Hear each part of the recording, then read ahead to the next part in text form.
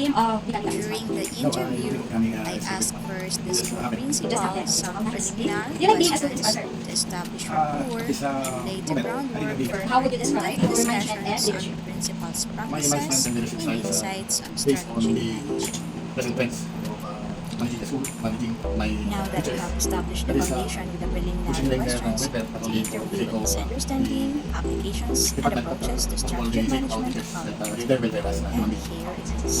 Sir, can you explain how you understand strategic management in the context of school administration? Strategic management in the context of school administration refers to the process of setting goals, making informed decisions, allocating resources, and implementing strategies to achieve the school's vision and mission.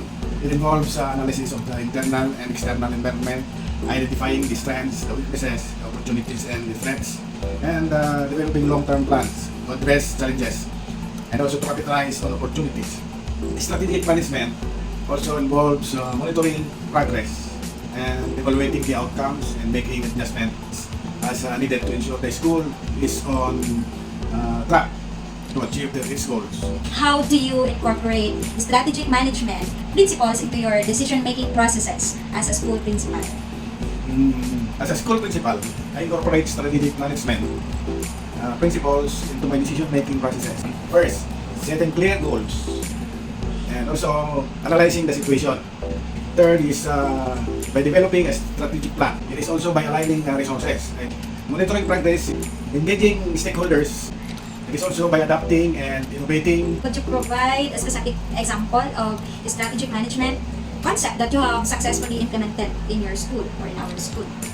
I have actively sought out partnerships with our local businesses, the community organizations, and other educational institutions to provide additional resources, expertise, and support for our school initiatives and programs. We have partnered with a local technology company to provide coding workshops for students. It's a ito yung Starbucks of Pilipinas. Starbucks, yes, Starbucks. And with the community health organizations to offer nutrition education programs. And with the nearby university to provide professional development opportunities for our teachers. That is, we have now an ongoing partnership with the university in Sultan Kudarat. Sir, how have you applied strategic management principle as a school principal? As a school principal, I have applied strategic management principles in various aspects of my role. That is to ensure effective decision making, the goal settings, resources allocation, and continuous improvement in our school. One is it is by setting the clear goals and objectives of the school. And the second is the so-called SWOT analysis, or the strength, weaknesses, opportunities, and threat analysis. Strategic planning that also helped me. Resource allocations is also done. For the monitoring and evaluation, I regularly monitor our progress towards achieving our goals and evaluate the effectiveness of our strategies and initiatives. Or can you share specific strategic initiatives or decisions you have made based on strategic management principles that you have mentioned yung lima kanina, so within the school environment?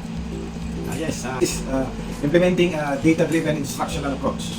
I have introduced regular assessments and data analysis to monitor the students' progress and identify areas for improvement.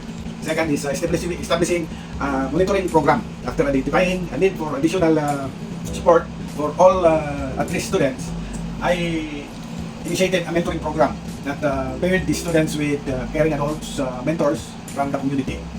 Then, the third is we are strengthening the family and community engagement. And this includes hosting regular events, establishing communication channels, and collaborating with community partners to provide resources and support for families. For investing in technology integration is a response to the growing need for digital skills of our 21st century workforce. I led an initiative to invest in technology integration across the curriculum. Developing the school safety plan, I work with the stakeholders to develop and implement a comprehensive school safety plan. This plan included protocols for emergency situations, safety drills, staff training, and partnership with local law agencies. How do you evaluate the effectiveness of these strategic management practices in achieving educational goals and improving school performance? As a school principal, I evaluate the effectiveness of our strategic management practices by looking at how well they are helping us reach our educational goals and improve our school's performance. This includes analyzing data on students' achievements, teachers' effectiveness, and overall school successes. We also regularly review and adjust our strategies based on feedbacks from stakeholders such as our students, our parents, our staff, to ensure that they are having the desired impact.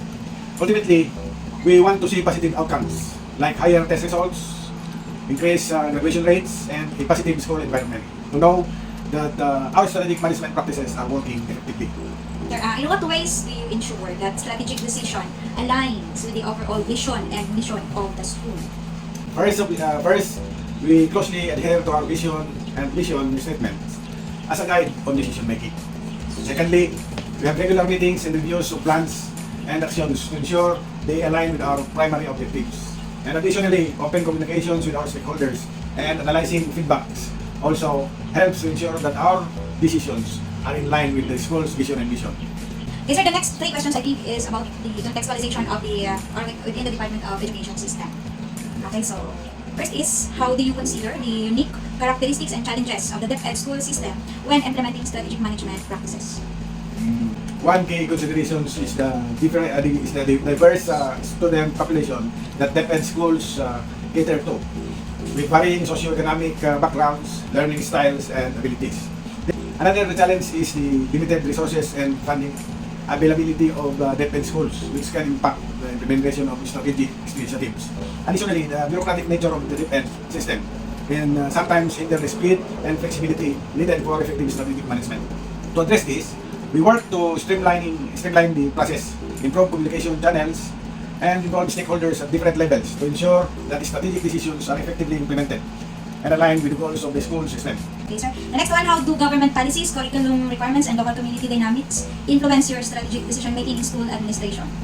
National and local government policies on education, mandates and regulations, and funding allocations can influence strategic decisions in school administration. For example, compliance with policies related to curriculum standards, assessment requirements, teachers' qualification, and the student welfare may shape the priorities and initiatives that schools focus on. The curriculum requirements, understanding and aligning with these requirements are essential in developing strategic plans for curriculum development, teaching methods and assessment practices to ensure that students meet the mandated learning outcomes. Next is that local community dynamics. The schools need to consider the unique needs and challenges of their community when planning programs, services, and initiatives to ensure they are relevant and responsive to the community's needs. Okay, thank you, sir. How naman, sir, can you provide insights into how global strategic management frameworks can be adapted and applied effectively within the DepEd school context? What can you provide insights? Yes. Adapting global strategic management framework for use within the DepEd schools context requires careful consideration of the unique characteristics, challenges, and goals of the education system in the Philippines. The first step is to conceptualize the global strategic management framework to fit the specific needs and priorities of DepEd schools. Another one is engaging stakeholders. Involving key stakeholders such as school administrators, teachers, students, and parents, and the community members is crucial in adapting the global framework effectively. Third is the building capacity. This may involve providing training and professional development opportunities for school staff, establishing systems for monitoring and evaluation, and fostering a culture of continuous improvement. Embrace innovation. DepEd schools can benefit from adopting a mindset of innovations and openness to new ideas in addressing challenges and improving educational outcomes of students. And now let's dive into the analysis and synthesis of some of the key points from the interview with the school principal on his understanding, applications, and approaches to strategic management. The school principal highlighted the importance of setting clear goals and objectives as a crucial factor of effective strategic management. Having a vision for the future and a plan in place to achieve it eventually guides the school toward success. He also emphasized the key components of analyzing the internal and external environment, developing a strategic plan, allocating resources, monitoring progress, and evaluating outcomes. Additionally, fostering a collaborative and inclusive culture within the school community was emphasized as a key element in driving strategic decision-making. This ensures that all stakeholders are working toward a common purpose. However, it's not all smooth sailing for school principal. The school principal shared some of the challenges he faces in his role. He mentioned the resource management and budget constraint while still striving to provide a high-quality education for students. Despite these challenges, there are also opportunities for the school principal to innovate and drive positive change with his school. The principal emphasized the strengthened collaboration with stakeholders and the significance of embracing new technologies and educational approaches to enhance learning outcomes for students. Based on my analysis of the interview, I have come up with several recommendations for the school principal. These include developing a comprehensive strategic management plan, fostering a culture of collaboration and communication among staff, and investing in professional development to enhance leadership skills. In conclusion, the interview with the school principal provided valuable insights into this strategic management process. By addressing the challenges and implementing the recommendations provided, the school can effectively achieve its goals and objectives. Thank you for tuning in to today's episode of Strategic Insights. I do hope you found our conversation with our school principal with the topic on strategic management to be enlightening and thought-provoking. Until next time, bye!